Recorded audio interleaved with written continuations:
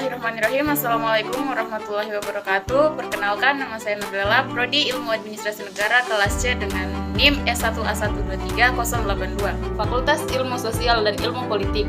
Saya membuat video ini untuk memenuhi tugas saya dengan dosen pengampuh Laude Abdul Musawir, SIP MSI. Di sini saya akan menjelaskan tentang hubungan antara ilmu politik dan ilmu sosial lainnya. Baik, pertama-tama saya akan menjelaskan tentang pengertian ilmu politik itu sendiri. Ilmu politik adalah cabang ilmu sosial yang mempelajari tentang bagaimana kekuasaan dan pengambilan keputusan dilakukan di dalam masyarakat. Kemudian, saya juga akan menjelaskan hubungan ilmu politik dengan ilmu sosial lainnya. Yang pertama yaitu hubungan antara ilmu politik dan sosiologi. Ilmu politik sosiologi adalah ilmu yang mempelajari tentang struktur dan dinamika masyarakat, serta wujud dari dinamika tersebut dalam bentuk politik. Sosiologi sendiri mengkaji tentang bagaimana struktur dan dinamika masyarakat bekerja, sedangkan politik adalah salah satu hasil dari interaksi sosial di dalam suatu masyarakat. Dalam ilmu politik, sosiologi memahami beberapa hal seperti timbal balik antara struktur dan sistem kebijakan politik atau policy decision, corak dan sifat keabsahan politik atau political legitimasi, sumber kewenangan politik atau source of political authority, pengendalian sosial atau social control, serta perubahan sosial atau social change. Contohnya ketika kita ingin membahas mengenai pemilihan umum sebagai salah satu proses interaksi sosial di dalam suatu masyarakat. Dalam pembahasan ini akan dilihat bagaimana partisipasi masyarakat terhadap pemilu tersebut sehingga dapat diketahui seberapa besar tingkat partisipasi aktif mereka. Hal ini penting dilakukan karena jika tidak, maka dapat menimbulkan konflik antar individu maupun kelompok-kelompok tertentu. Yang kedua adalah hubungan antara ilmu politik dan antropologi. Hubungan ilmu politik antropologi budaya adalah bidang studi yang mempelajari tentang bagaimana budaya terbentuk di dalam masyarakat melalui kehidupan manusia. Antropologi sendiri merupakan kajian mengenai aspek budaya dari setiap masyarakat. Dalam hal ini, dinamika politik juga memiliki pengaruh pada dinamika kebudayaan. Perkembangan ide dan gagasan politik dapat mempengaruhi lembaga-lembaga politik yang ada di dalam suatu masyarakat. Sebaliknya, dinamika kebudayaan juga dipengaruhi oleh aktivitas dan partisipasi politik yang dilakukan oleh masyarakat. Sebagai contoh, jika terdapat perubahan ideologi atau pandangan politik di suatu negara, maka hal tersebut akan berdampak pada nilai-nilai dan tradisi-tradisi yang dimiliki oleh masyarakat di sana. Begitu pula sebaliknya, jika terjadi perubahan dalam praktik-praktik kebudayaan seperti adat istiadat atau upacara-upacara tertentu, maka hal tersebut dapat memicu perubahan dalam sistem politik negara tersebut. Oleh karena itu, ilmu politik antropologi budaya sangat penting untuk dipelajari agar kita bisa lebih memahami hubungan antara dinamika kebudayaan dan dinamika politik, serta dampak-dampaknya bagi sebuah masyarakat secara keseluruhan. Yang ketiga adalah hubungan antara ilmu politik dan geografi. Ilmu politik geografi membahas beberapa masalah geografi seperti perbatasan strategis, desakan penduduk, dan daerah pengaruh. Perbatasan strategis adalah wilayah yang sangat penting untuk keamanan nasional karena dapat digunakan sebagai jalur masuk atau jalur keluar negara. Desakan penduduk terjadi ketika jumlah orang di suatu daerah melebihi kapasitasnya, sehingga menyebabkan tekanan pada sumber daya alam dan lingkungan. Daerah pengaruh adalah area di mana satu negara memiliki pengaruh besar atas negara lain. Ilmu bumi politik dan geopolitik sangat berpengaruh dalam penyusunan kebijakan politik nasional dan luar negeri. Misalnya, bonus demografi dapat menjadi strategi politik bagi suatu negara untuk memanfaatkan populasi muda mereka dalam meningkatkan pertumbuhan ekonomi dan kemajuan sosial. Yang keempat, hubungan antara ilmu politik dan psikologi. Pendekatan psikologis adalah cara untuk memahami perilaku politik yang dilakukan oleh aktor politik, baik itu individu maupun kelompok. Dalam pendekatan ini, kita mengamati bagaimana aspek seperti naluri, emosi, dan kebiasaan dapat mempengaruhi aktivitas politik seseorang atau sekelompok orang. Contohnya adalah kajian psikologi massa dalam menangani demo di Kulon Progo dan demo 212. Dalam kedua kasus tersebut, para peneliti menggunakan pendekatan psikologis untuk memahami bagaimana massa bereaksi terhadap situasi tertentu dan apa yang mendorong mereka untuk melakukan aksi politik. Dengan menggunakan pendekatan psikologis, para peneliti dapat memberikan pemahaman yang lebih mendalam tentang alasan dibalik tindakan-tindakan politik tertentu.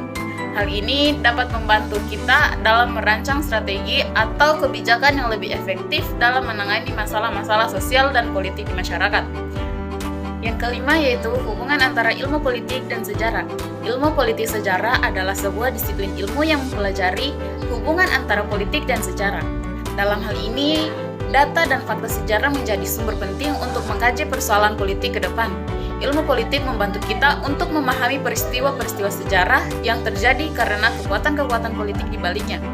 Dalam kaitannya dengan itu, dapat dikatakan bahwa politik memiliki peran penting dalam pembentukan sejarah.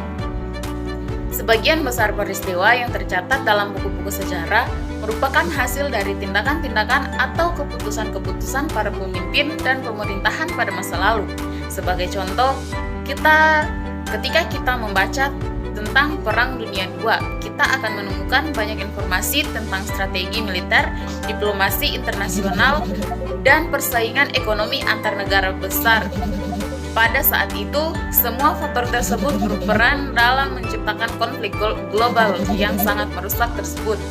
Secara keseluruhan, ilmu politik sejarah memberikan wawasan baru bagi kita tentang bagaimana proses-proses sosial politik telah berkembang selama bertahun-tahun.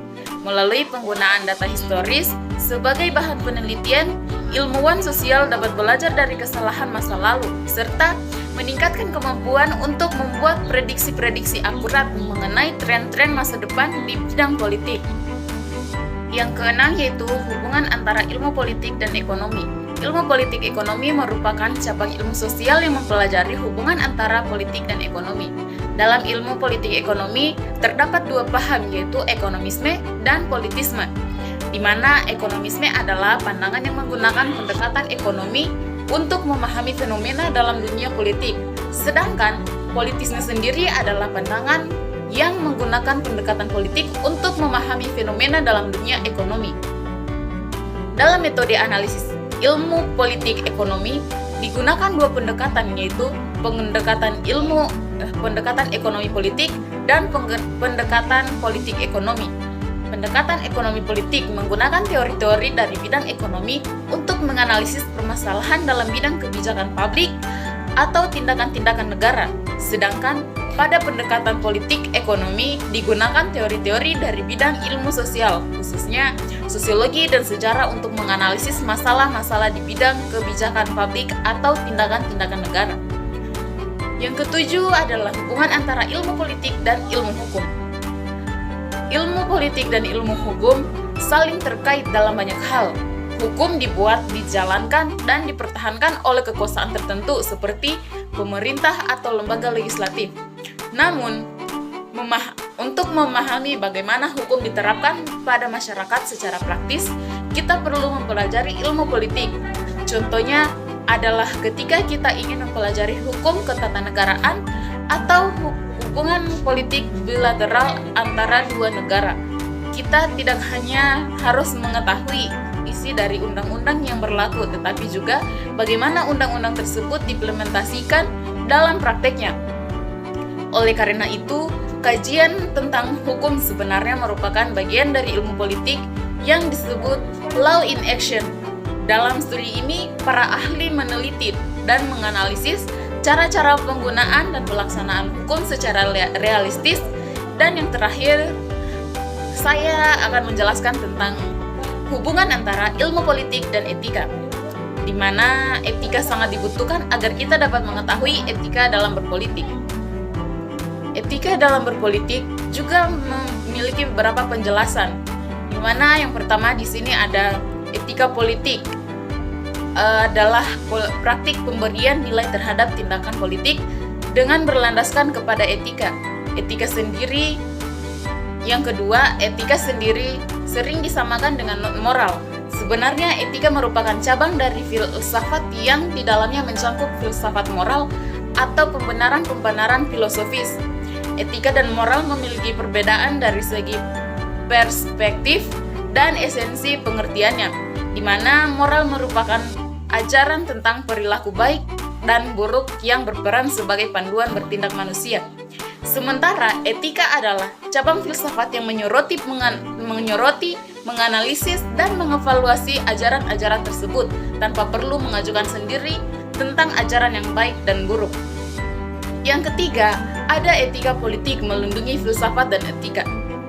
Kemudian yang keempat, tindakan politik di dalam etika politik dinilai menggunakan filsafat politik dengan berdasarkan pada kebaikan dan keburukan yang ditimbulkan. Yang kelima, etika politik merupakan salah satu jenis dari etika sosial. Keenam, fungsi dari etika politik adalah sebagai salah satu pengatur keseimbangan di dalam pemisahan kekuasaan antara lembaga legislatif dan eksekutif. Ketujuh, etika politik dikatakan mengambil peran dalam budaya politik jika memiliki kemampuan untuk mengendalikan lembaga-lembaga dan mekanisme politik.